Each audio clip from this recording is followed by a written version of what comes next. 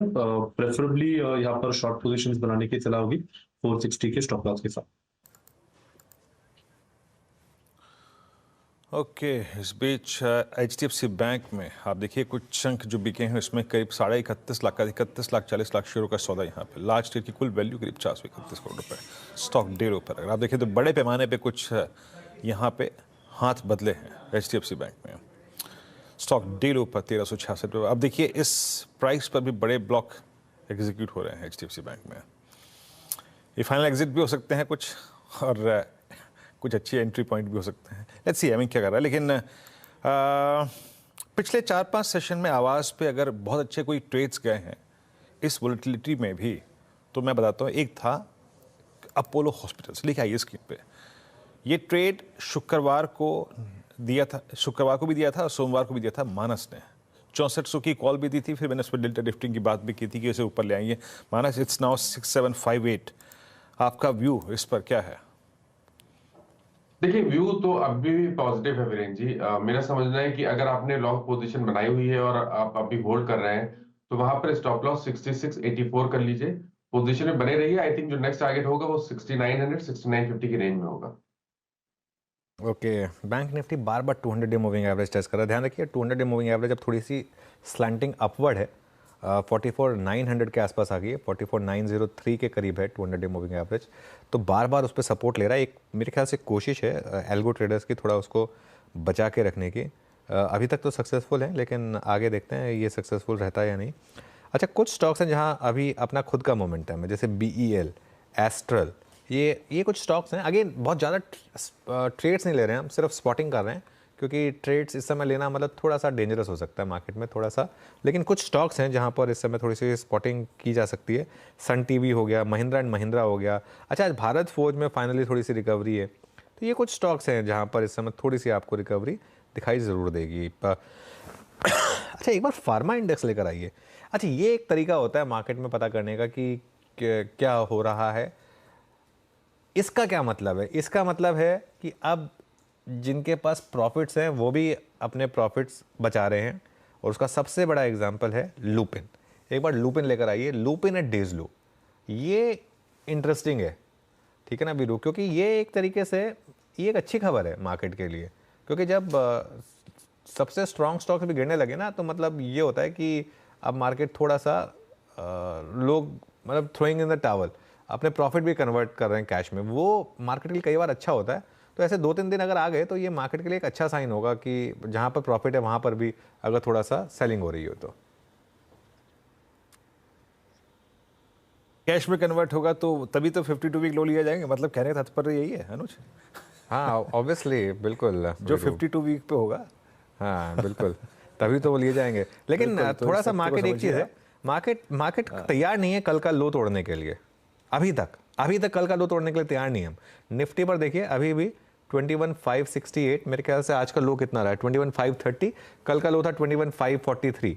और जो चीज़ हमने डिस्कस की थी कि 21,543 से 21,429 ये बहुत स्ट्रॉन्ग सपोर्ट जोन है। आज सुबह अगर आपने शॉर्ट किया तो आपको कुछ मिला नहीं है मार्केट में अब तक, और ये इंटरेस्टिंग होगा अगर किसी ने आज सुबह शॉर्ट करा है तो वो क्या होगा। और बैंक निफ्टी पे देखिए फिर से एक बार 200 डे मूविंग एवरेज को डिफेंड करके थोड़ा सा ऊपर आ रहा है, और मिड कैप में भी थोड़ी सी रिकवरी शुरू हो गई है वीरू। तो ये इंटरेस्टिंग है, काफ़ी इंटरेस्टिंग रहेगा मेरे ख्याल से। एक वन वे ये नहीं व्यू मत बना लीजिए कि बस आज तो मुझे सेल ही करना है। मार्केट में दोनों साइड की अपॉर्चुनिटीज़ हैं। जैम बिल्कुल। आज अगर आप अभी तक एज ऑफ नाउ, बैंक अनुज ने बिल्कुल सही कहा, बैंक निफ्टी ने रेजिलेंस दिखाई है अगेंस्ट ऑल ऑड्स। अब आप देखिए एचडीएफसी बैंक कैसे सिंक हो रहा है उसके अगेंस्ट। और अगर आप एक बार इंटरडे अगर लाइन चार्ट हो bank Nifty versus Nifty IT, आज प्रॉब्लम है निफ्टी आईटी करीब करीब 750 अंक नीचे। अदरवाइज बैंक्स उतना x of I think HDFC bank उतना परेशान नहीं कर रहे हैं। मीनवाइल कुछ अच्छे ट्रेड्स में, और जब बैंकिंग में कोई भी सुधार आता है और जब बैंकिंग में थोड़े से भी अगर आप देखें अपस्विंग मिलते हैं तो उस वक्त सबसे पहला स्टॉक जो ऊपर आता है दैट्स कैनरा बैंक। आशीष भाई जी कैनरा बैंक पे आपकी रीडिंग, और देखिए मैं फिर कह रहा हूँ अगर आप कंफर्टेबल नहीं हैं तो ट्रेड मत दीजिएगा, सिर्फ प्राइस रीडिंग बताइए अपनी क्या कहती है। जी Virendra ji, structurally can bank का बहुत अच्छा बना हुआ है और स्टॉक का अगर मैं वीवा बोल लूँ अगर डेली में तो 540 के जो जोन है वहाँ पे एक सपोर्ट जोन बना हुआ है और वहीं से स्टॉक में पिछले 2-3 दिनों से बाउंस देखने मिला है। एक तेजी की तरफ ट्रेड बनाया जा सकता है, जस्ट एक कॉशियस नोट रहेगा कि 540 का ही एक स्टॉप लॉस रखना है यहाँ पे। और जिस आपका स्ट्रक्चर बना हुआ है, मुझे लग रहा है कि अगर बैंक में थोड़ा भी मोमेंटम ऊपर की तरफ बनता है, can bank and some PSUs उसमें लीड करते हुए देखने मिलेंगे, तो खरीदारी की जा सकती है। 565 के टारगेट के लिए 540 का एक स्टॉप लॉस रखना है। जी हाँ, कैनरा बैंक पे व्यू था। और एक बार जरा इंडसइंड बैंक का चार्ट लाइए। सचिन, इंडसइंड बैंक ने आज एक लो को रिविजिट किया।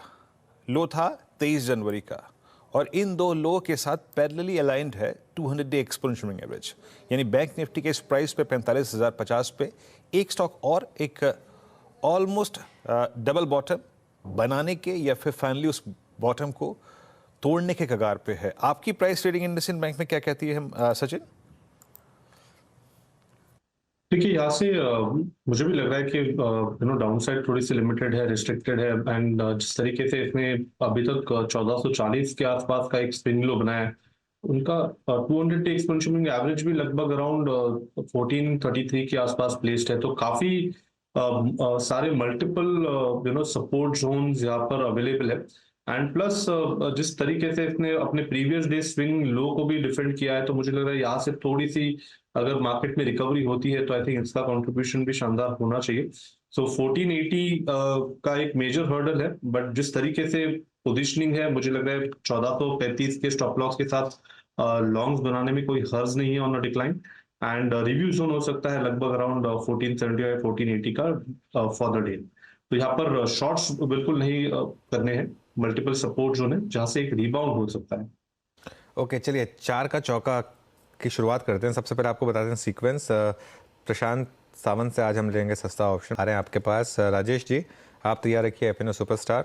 गाबा सर आपके पास आएंगे चार्ट का चमत्कार के लिए और संजीव होता जोड़ेंगे आज हमारे साथ मिड कैप फंडा के लिए। तो अनुज जी, यहाँ पे मुझे हीरो मोटो कॉर्प एक अच्छे लेवल पे लग रहा है और मैं एक्सपेक्ट कर रहा हूँ यहाँ से थोड़ा मोमेंटम बिल्डअप हो, बट एक छोटे रिस्क के साथ जाएंगे कंसिडरिंग द मार्केट कंडीशन। तो इसकी जो 4800 की कॉल ऑप्शन है 4800 जो करीबन 90-92 के जोन के बीच ट्रेड कर रही है, इसका आज का लो जो बना हुआ है 58 का, बट ये बड़ी रिस्क होगी। स्टॉप लॉस हम रखेंगे 75 और 20 पॉइंट की रिस्क रखेंगे। यहाँ से जो टारगेट मैं देख रहा हूँ वो होगा 135 से लेके 150 हीरो 4800 कॉल। मोमेंटम है टू व्हीलर्स में थोड़ा सा। Rajesh ji F&O superstar. अनुज जी, मैं थोड़ा सेल लगा के मोड में हूँ। मुझे लगता है यहाँ पे थोड़ा सेल करेंगे तो बेटर होगा, स्पेशली वो काउंटर जहाँ पे अच्छी रैली हो चुकी है। तो उसमें से एक होगा सन फार्मा। मेरे हिसाब से आज इसमें प्रॉफिट बुकिंग होगी, that is what the daily chart and rather early chart is suggesting. तो 1530 1540 यहाँ पे डिस्ट्रीब्यूशन हो रहा है, तो 1545 के स्टॉप लॉस के साथ सन फार्मा को बेचे। इसका जो सपोर्ट बन रहा है अनुज जी वो है करीबन 1480 का, जो हमारा पहला टारगेट होगा। ओके, सन फार्मा सेल है आपका। आज दवा में भी क्वाली ल्यूपिन सन फार्मा डे लो पर short. Rajesh ji F&O superstar chart का चमत्कार प्रकाश कावाजी की सोचने से आएगा। प्रकाश सर क्या पिक कर रहे हैं? मैं पिक करूंगा I think Havells India. Yes, Havells India में एक ब्रेकआउट मिला है, ट्रेड करा है 1373 पर, स्टॉप होगा 1365 का, ज्यादा नहीं। अपसाइड जो टारगेट है मेरे ख्याल से 1400 के नजर आते हैं, 1400 हो सकता है, थोड़ा वक्त लगे लेकिन 1400 पॉसिबल है। Havells India safe bat, Havells India. Okay, Havells India 1373 पर आके ट्रेड करता हुआ बाय कॉल। मिड कैप फंडा के लिए संजीव होरा जी के पास चलते हैं। संजीव जी क्या पिक कर रहे हैं आप? Good morning. आज का जो पिक है वो है Radico Khaitan with a target price of 2100।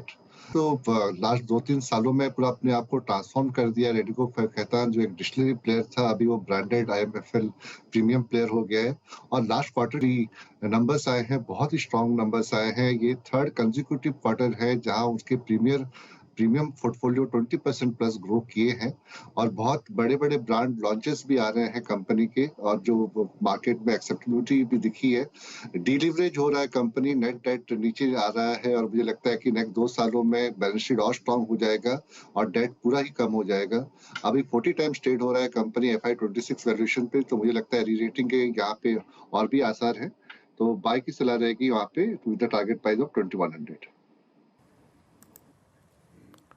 Okay Sanjay, Radico Khaitan, अच्छा रेडिको खैतान का चार्ट मैं बहुत दिनों बाद देख रहा हूँ, एक बार जरा देखते हैं इसको। खैर हालांकि पहले मैं एग्जैक्टली आपको बताता हूँ कि 4 ट्रेड्स कौन कौन से आए थे।